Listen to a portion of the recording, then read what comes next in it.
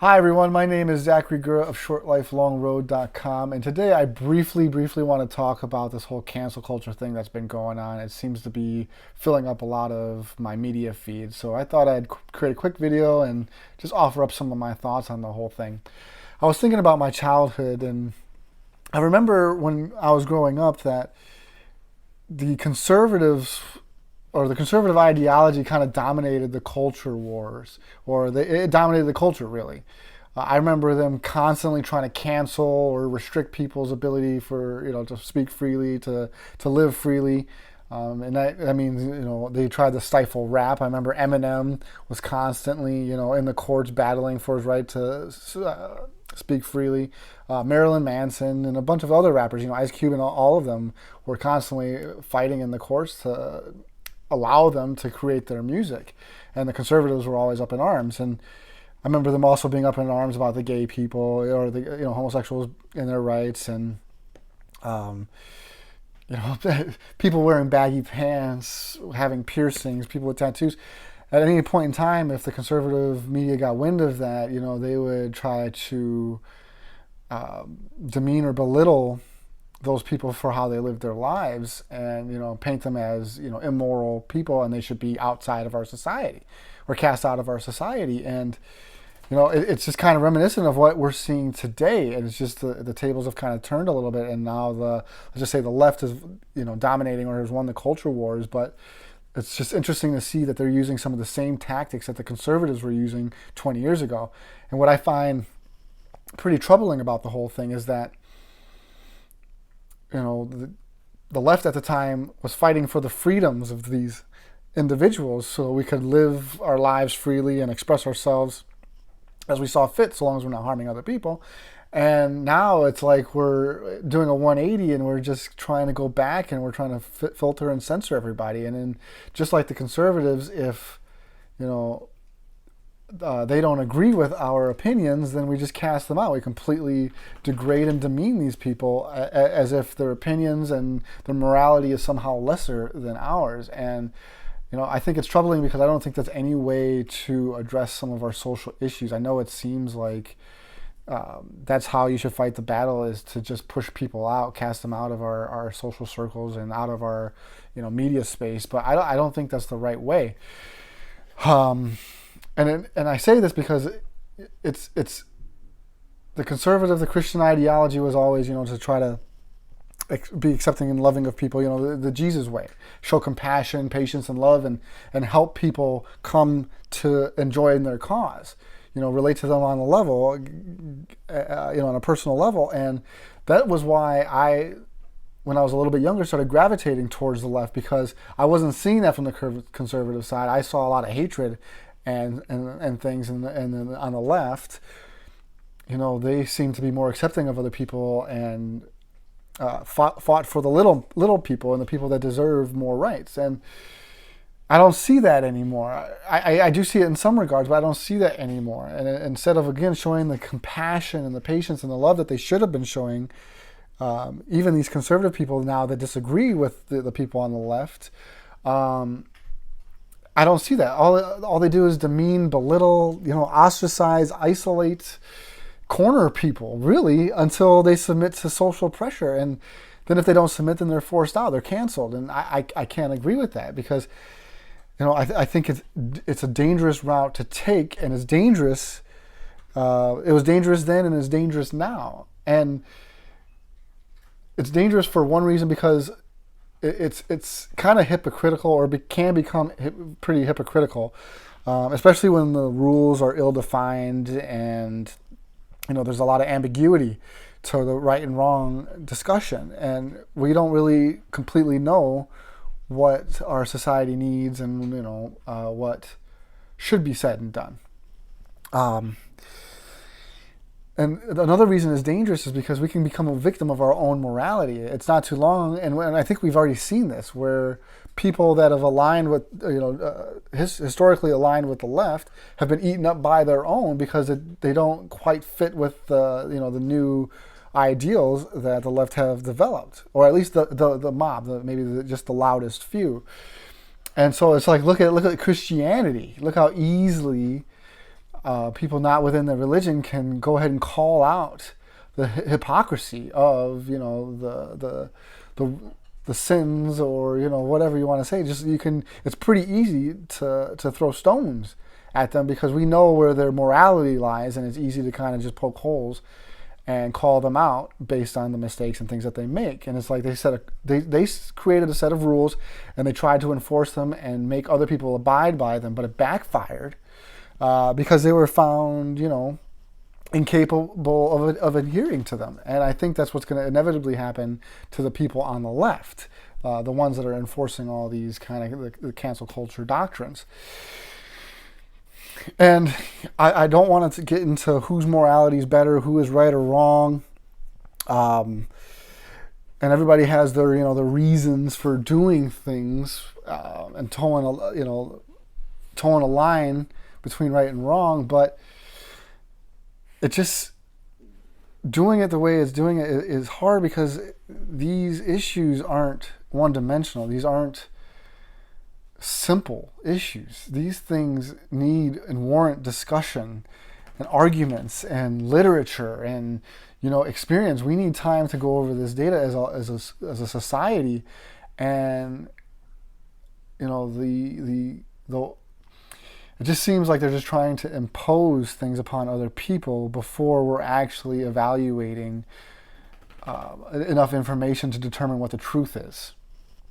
And it's sad to me because it was just like the conservatives back in the day. They tried to force conformity.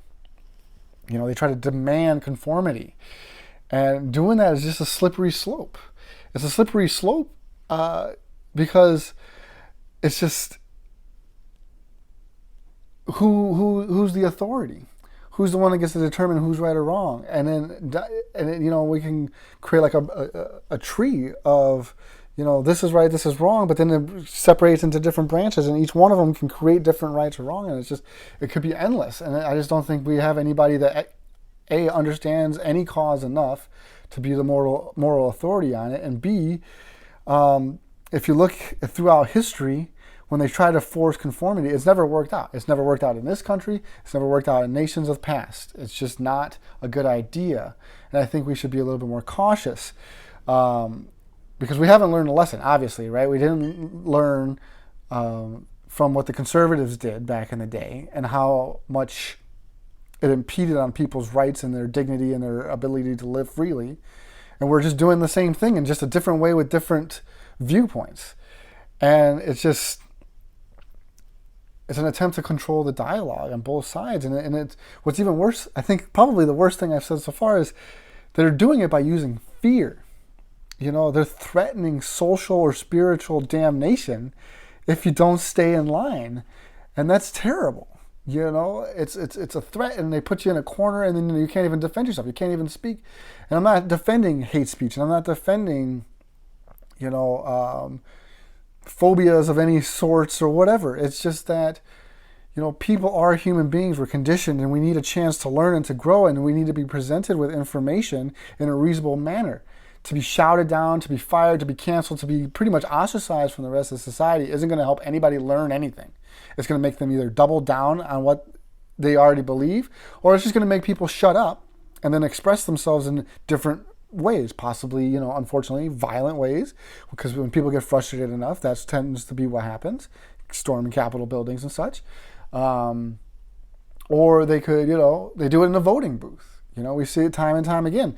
I believe that the left kind of forced people to speak a certain way and act a certain way prior to Donald Trump being elected president. And more than half the country didn't agree with that. So guess what? In the voting booth where they're safe from the judgment of others, they spoke their truths. And I think we saw it again with Joe Biden. People voted Trump out, but they still voted pretty much on red lines. And it's still saying a lot, because as much as the left or the social justice mob kind of polices our culture now, there's still plenty of ways that people are defying that, and they're just doing it quietly. They're not doing it out in person anymore. They're just keeping it to themselves, and that's dangerous to me, because I think, you can grow those incels and such, but you're building up a frustration. You're building up, uh, or you're stopping the inability, or you're stopping the ability for people to learn. And it's like you're not going to be able to fix racism or anything by just shouting people down. You're a racist, you're an asshole, and all that kind of crap. No, it doesn't work that way. Flipping them off and firing them. You have to, expose people to the things that they hate or are afraid of, and also give an articulate explanation of why they shouldn't be this way.